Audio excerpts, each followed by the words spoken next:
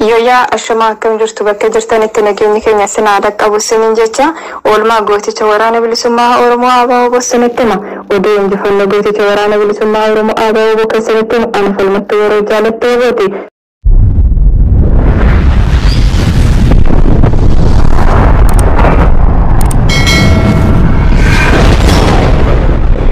Oduu injifannoo gozoonii kibbaa gurraan dhala tokko gara 2022 irree fi gaachanni uummata Oromoo huuboon akeeka ganamaa qabsoo bilisummaa Oromoo milkeessuuf tarkaanfii keessaa deebii hin qabne waraana weerartuu TP irratti fudhachaa jira. Bal'ina oduu isaatiif haala akka itti aanutti isiniif dhiyeessa hanga xumura sagantaa keenyaa wajjin turaan affeerraa keenya. Oduu injifannoo gozoonii kibbaa gurraan dhala tokko bara 2022 irree fi gaachanni uummata Oromoo waboon akeeka ganamaa qabsoo bilisummaa Oromoo milkeessuuf tarkaanfii keessa deebii hin qabne waraana weerartuu TP irratti goolelee Oromiyaa cufa keessatti fudhachaa jiru jabeessee itti fufee jira. Haaluma kanaan korommiin kibba Oromiyaa gootichi waraana bilisummaa Oromoo zoonii kibbaa Cibraa Soddon Booroo gurraan dhala tokko bara 2022 barii barraqaa toora sa'a 12 akka lakkoofsa impaayera Itoophiyaa irraa kaasee hanga ammaatti goototni onnee sibiilaa Cibraa Soddon Booroo karaa magaalaa Nageellee Booranaatiin ganda simmintootii fi karaa laga guulaatiin tarkaanfii akkaan guddaa waraana PP irratti fudhachaa jira. Tarkaanfii jabaa gootichi waraana bilisummaa Oromoo irratti fudhachaa jirutti kan baaragde waraanni PP hoggantoota isheetti bilbiltee shaneen nu fixee jira. Humna dabalataa nuuf ergaa yeroo jettu hoggantoonni ishee humni dabalataa hin jiru hanga miilli keessan isin baasu baqaddaa jedhanii jiraachuu odeessi waajjira bulchiinsaa fi nageenya godina Gujii Bahaa irraa nu qaqqabe ni addeessa. Lola kanaan karaa ganda simmintootiin ambulaansii lamaan madoo fi reenfa guurrattee gara magaalaa Nageellee Booranaatti fiigaa kan turte yoo ta'u waraanni leellistoota sirna Minilik kun shaneen moortarii nu keessa buufte guddoo miidhamne jechuun walitti dheekamaa jiraachuu odeeffanneerra. Tarkaanfiin gootichi waraana bilisummaa Oromoo fudhatu hanga walabummaan Oromiyaa mirkanaa'utti itti fufa. Injifannoon uummata Oromoof.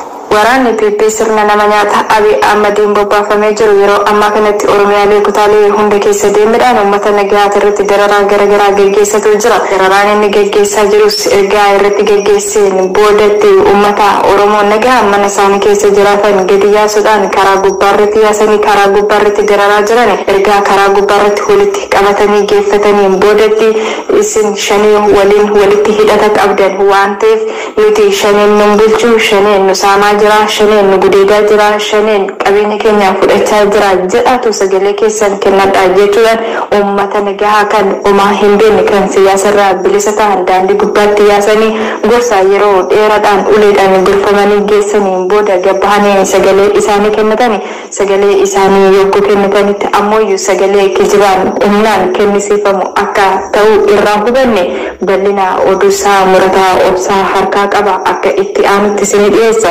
Goleelee Oromiyaa garaagaraa keessatti ergamtoonni tiksee sirna tortoraa Itoophiyaa ilmaan Oromummaa isaa qofaaf gidirsaa jiraachuun maddeen naannichaa irraa mirkaneeffannee jirra. Kaaba Oromiyaa Walloo godina Kamisee keessatti dararaan cimee itti fufee jira. Ilmaan Oromoo siyaasa irraa bilisa ta'an goleelee Oromiyaa adda addaa keessatti sababa maqaballeessi shanee jedhuun humnoonni badii tiksee sirna nama nyaataa Itoophiyaa dargaggeessaa fi shamarran jaarsolee haawwolee dabalatee gidirsuun hiraarsaa hidhaa kaanii hidhaa baasanii sooshaal miidiyaa irratti nuti shaneen feenu shaneen nun bulchuu fi kan kana fakkaatan jechuudhaan maqaballeessi borokaantaa sobaa ummata burjaajessuuf kufaatii isaanii umrii dheereeffachuuf oofaa jiraachuun dhagahamee jira. Lola sobaa fi dhidhiitachuun kufaatii sirna tortoraa Itoophiyaa Abiy Ahmediin durfamu hin oolchu. Kufaatii isaatiif kan ragaa ta'u ulamaa'ii godina Walloo Kamisee waa'ee barnoota amantaa Islaamaa barsiisuun beekaman keessaa Sheek Abdulatiif Sheekaa Sharafaddiin nama umriin isaanii waggaa 70 ol gahee jiru ati abbaa shaneeti jechuudhaan TV Amaaraa irratti olii gad oofaa jiraachuu fi Ustaad Qaasim Ahmad jiraataa Kamisee ganda duwwaa afurii amantii barsiisuu malee nama siyaasaa keessa hin jirre jedhu warri itti dhiyeenyaan beekan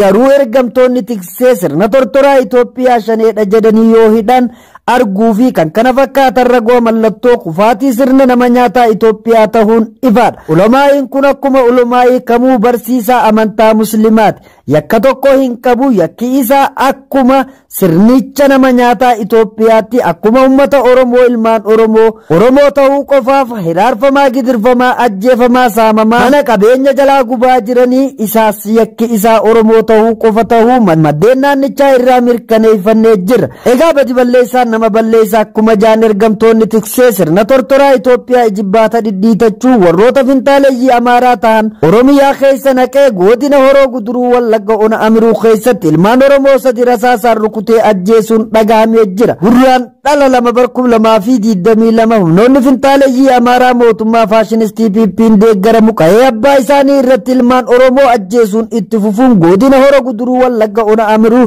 qarqara magaalaa Hoborraa Araddaa Faaqii fi magaalaa Hoborraa keessa gurraan dhala lama barkum lamaa fi 22 toora sa'aatii 11 fi daqiiqaa 30 irratti ilmaan Oromoo sadi ajjeesuun baramee jira. Humnoonni fintaaleeyyii kanaanis handaara magaalaa Hoborraa Araddaa Faaqii keessatti namoonni lama Gadaafaa Baqqalaa hojjetaa waajjira geejjiba aanaa Amiruu fi Masganaa Baqqalaa qonnaan bulaa jireenya dhuunfaa isaa jiraatu yoo ta'u namoonni ajjeechaa sana magaalaa irraa iyya birmataa turan keessaa ammoo dargaggeessa Mitikuu Qumee ajjeesuun jiraattonni naannichaas himanii jiru. Mootummaan naannoo Oromiyaa humnoota fintaaleeyyii kanaan addatti meeshaa hidhachiisee ummata Oromoo irratti lola bananiin akka bukkaasaniif ajjeesanii gochuudhaan ajandaa siyaasaa bitachuuf hojjechaa kan jiru yoo ta'u gama biraan ammoo humni waraanaa Amaaraa godina Horoo Guduruu Wallagga kanneen akka Jaardagaa Jaartee keessaa qubachuuf torbaanota itti aanan keessa tarkaanfii fudhachaa akka jiru baramee jira. Ummanni Oromoo godina Horoo Guduruu Wallagga baadiyyaa onoota godinichaa keessa jiran humnoota fintaaleeyyii kanaan buqqa'uun gargaarsaaf kan saaxilaman ta'uu jiraattonni dubbachuun qonnaan bulaan qonna dhabee barattoonni barnoota dhabanii akkasumas daa'immanii fi dubartoonni gargaarsa yaala dhabanii sodaa humnoota kanaaf magaalaa akka Shambuu Naqamtee fi kanneen biroo keessa faca'anii jiraachuun dabalanii addeessanii jiru. Sirnichi du'aa fi jibbaata dhidhiitachuuf haala kanaan ummata nagaa irratti duguuggaa sanyii raawwataa jira. Egaa akkam taana akkan taanuun dhabnu akkuma wallisaa Caalaa Daggafaa jedhee malaa fi falaa akka Oromootti of gaafachuun nurra jiraan dhaamsa Oromummaati. Gabrummaa tuullatanii qonnaan jiraachuu irra dhagaa bilisummaa darbatanii teessoo sirna abbaa irree sochoosanii yoo wareegaman ulfina seenaa nama gonfachiisa. Gabrummaa abbaatu ofirraa fonqolcha yoo abbaan tattaafate waaqnilleen nama gargaara akkuma ja'ani. Bal'ina gabaasa kanaa bal'ina sagantaa keenya kan itti aanu irratti isiniif dhiyeessina. Obsaan nu hordofaa nu fokkolchaa isiniin jenna. Egaa daawwattootaa fi hordoftoota bilisootii fi sagantaan oduu keenya har'aaf qabannee isiniif dhiyaanne asirratti goolabama sagantaalee birootiin hamma walitti deebinutti bilisootii fi saabskraayib gochuun nu hordofuu hin dagatinaa isiniin jenna. Nagayatti.